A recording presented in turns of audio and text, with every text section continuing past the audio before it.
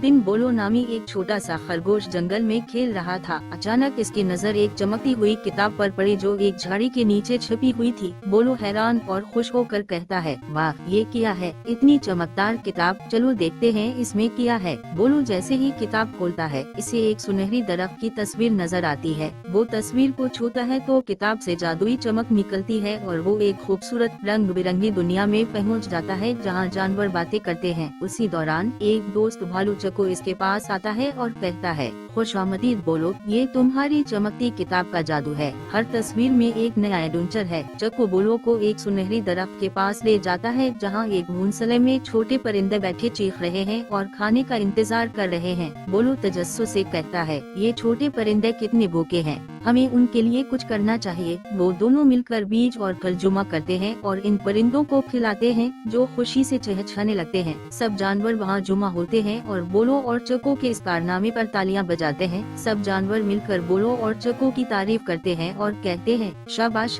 बोलो और चको, तुम दोनों ने दोस्ती और मदद का सबक दिया है। बोलो मुस्कुराते हुए कहता है, दोस्ती और मदद में कितनी खुशी है। फिर वो चमकती चमक दोबारा जाहिर होती है और बोलो खुद को दोबारा जंगल में पाता है। इसकी किताब इसके हाथ में है और वो खुशी से कहता है, मुझे ये किताब बहुत पसंद है, हर दिन एक नई कहानी होगी।